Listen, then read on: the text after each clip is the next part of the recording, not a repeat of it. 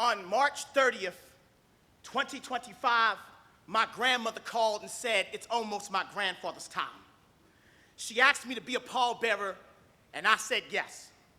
Later on that night, he died, and I cried. Not because he was unalive, but for the first time in my life, I must hold a man who has never held me. Lift someone who hasn't picked me up since I was an infant. All he ever did was put me down, drop the ball, a raging drunk, so even when I was small, I never saw him as tall. No man has height while standing on alcohol, but now I must finally look up to him. Over the last 13 years, his body degenerated into nothing.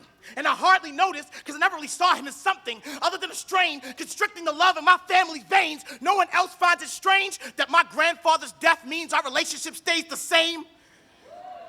The only thing that changed was the dirt between us. In 2018, he told my mother, "You are not my child. I have never loved you."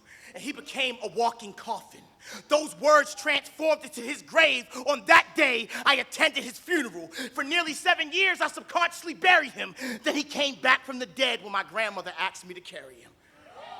And I agreed, because I love her and she married him. Don't misunderstand. I don't hate the man. That would imply feeling. I'm just dealing with this example of manhood he left me with. How I see his soul in myself. How I spent my 20s drinking. He showed me that's how you deal with the hurt. I come home tipsy the way he smirked, the way my kindness does not work, the way he cursed, and now I curse, and now I'm cursed because I'm still here, and now he's hurt. So who do I blame for all the terrible things I became? Nobody. I mean, he was somebody, now he's just a body. I mean, I gotta carry his body, but his memory is so much heavier. How did he drink an ocean of liquor and never get drowned? What if on the day of his service it's raining? I go to hold him up, shoulder shrug, his body hits the wet ground.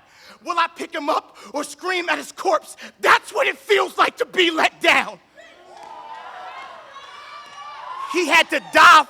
He had to die for us to get this close, but he's not dead, sleeping at most. Whenever I want to drink, I can hear him in my throat, don't you see? I am my grandfather's ghost. He's using my hand to carry his own casket, laughing at every terrible thing I've said.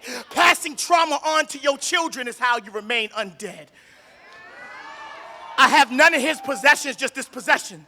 No heirlooms, just the air that looms with his legacy one day. I will drain the cemetery of silence that made us more cadavers than kins. Detox these demons. I will put him down. But first I must pick him up. Like falling family. Like forgotten love. Like a habit. Like I know the only way for both our spirits to heal is to give him what he never had in life. Someone who's willing to hold him. Turn my music high.